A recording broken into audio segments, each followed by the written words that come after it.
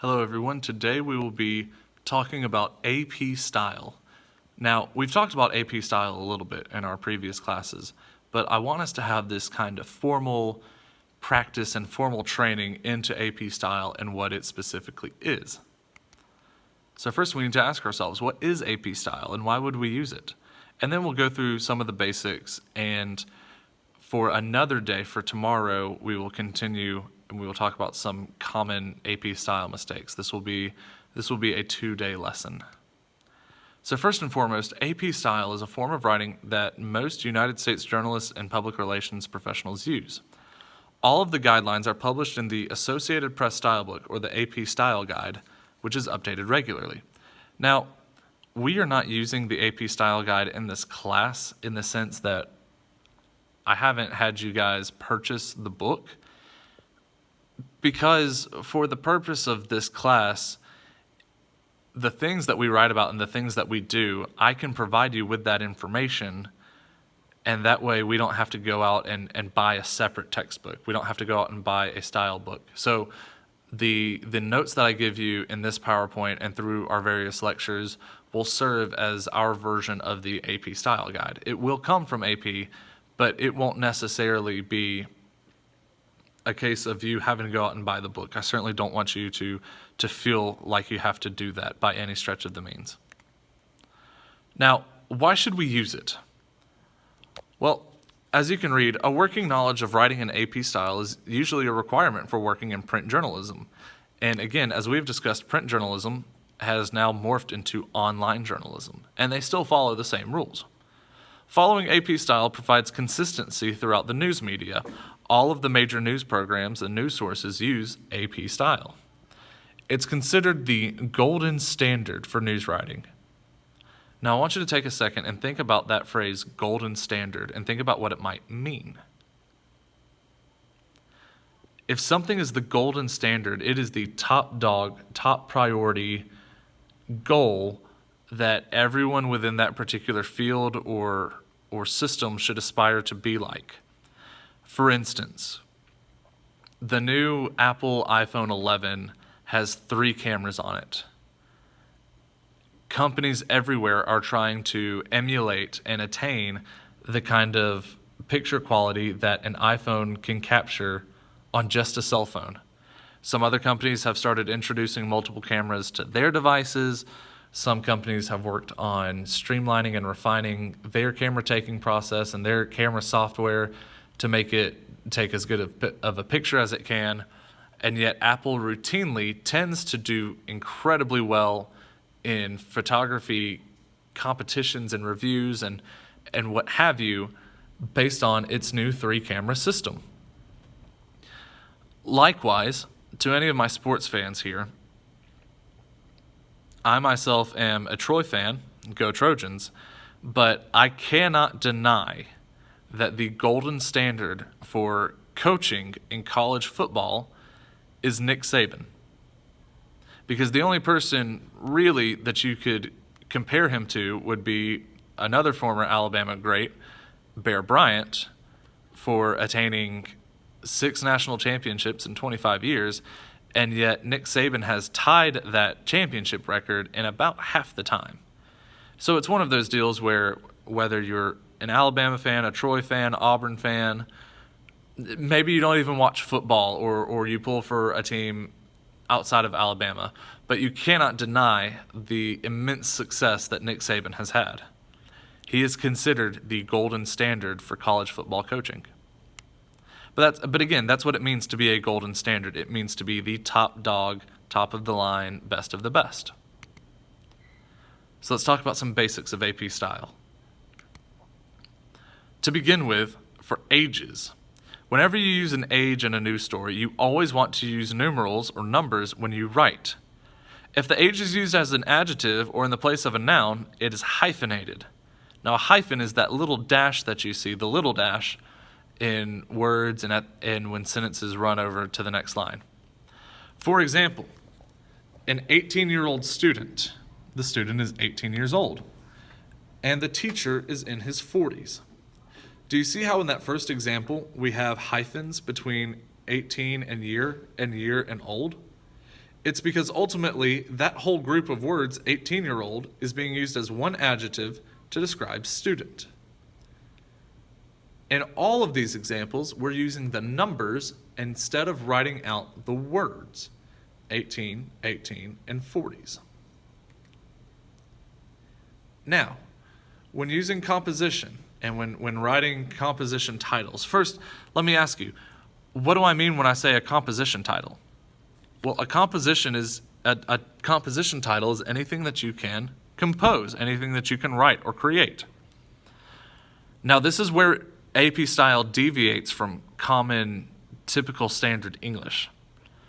Oftentimes, in standard English, when you have a title of a major work or a long-running series or a periodical, you italicize it. You italicize things like names of newspapers, magazines, novels, albums for music, movie titles, TV shows themselves, things of that nature. Well, in AP, you do not italicize magazine or newspaper titles. You merely capitalize them.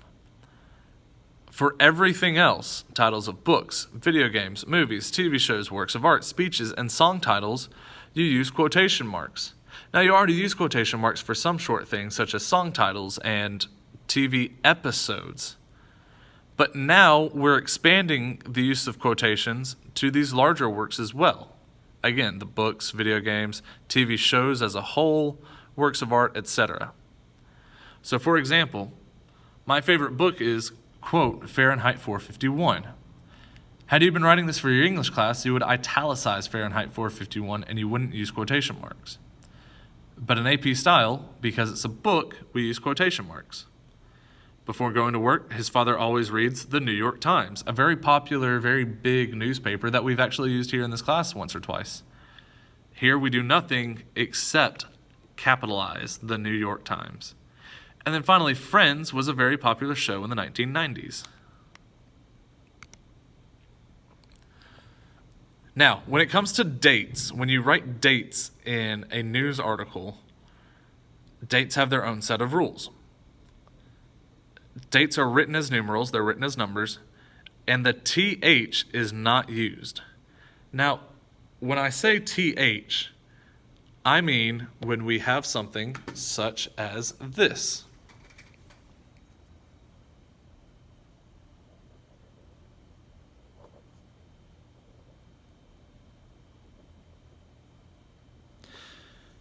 Do you know how sometimes when we write numbers, we'll say the 8th, or maybe we'll say the 1st, or even the 3rd? What AP style is saying is that we aren't using any of those. Instead, we just write May 8, September 1, November 3. Now, when we read it, when we read it in the paper and when broadcast journalists on TV and on radio say it, they'll still say May 8th, November 1st, September 3rd, what have you. But we don't write the TH. And again, that goes back to this idea of saving time, saving space, back when newspapers cost a lot of money to print, and you had to be very careful with the space that you had.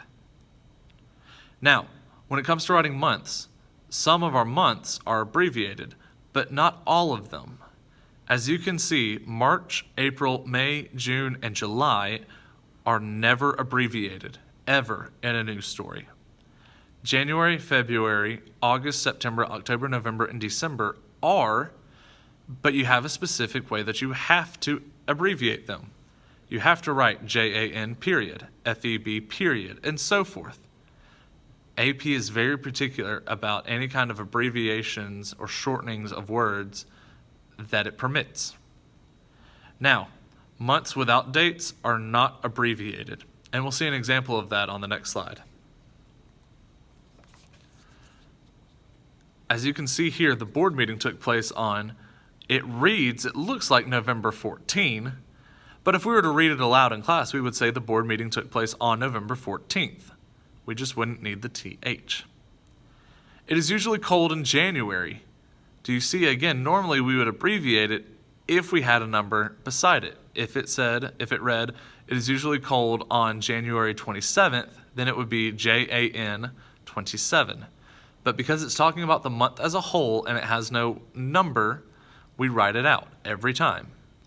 And then tax day is April 15. Again, April is one of our months that we do not abbreviate. Now let's talk about days of the week. We capitalize, but we never abbreviate days of the week. We always write out that the concert is on Friday, November 18th, never Fry, November 18th. And that students can sign up for the ACT on Tuesday, but not that the students can sign up for the ACT on 2. This is also kind of different, and there are some news stations that will try to abbreviate days of the week, but if we're going to follow our gold standard, we want to remember that we do not abbreviate days of the week. Now let's talk about some money. Everyone loves money. For monetary units, for money that is greater than $1, we always write out numerals with the dollar sign used beforehand. For example, 3, 30, 300, 300,000, 3 million, and 3 billion. Now, I want you guys to take a look at something. Why do we suddenly drop the zeros and just write out the word million and write out the word billion? Well, let's take a look at it. What is the difference in 3 million and 3?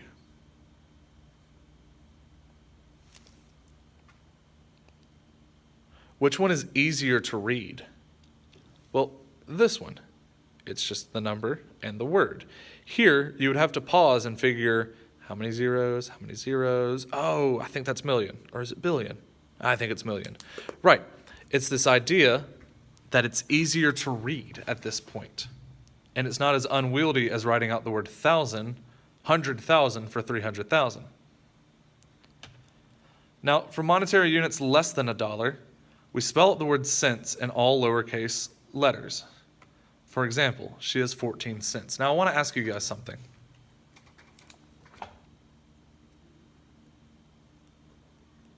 Oops. This is what happens when you look at the phone as your kind of magnifying glass. How much money is this? Is it the same as this?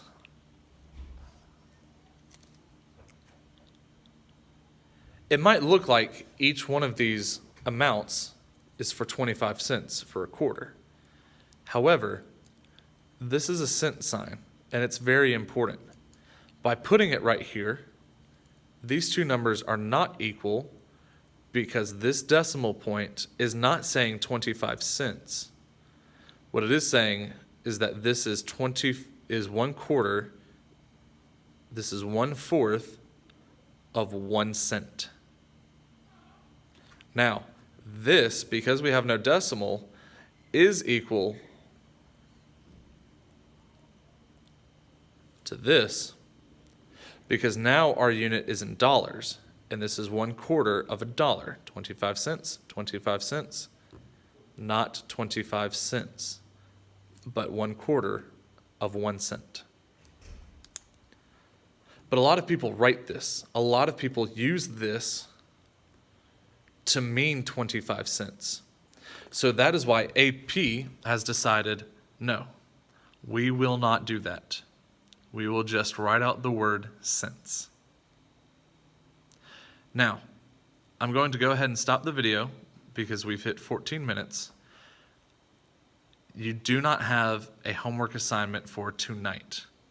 I just want you to review over this and start incorporating AP style into your blog writings. You don't have to go back and edit your blogs that you've already written. In fact, I'd rather you not do that because I want your blog posts to act as a portfolio that shows the evolution of your writing over time and shows how your writing has improved as journalists over time. So, this is it for today's lesson.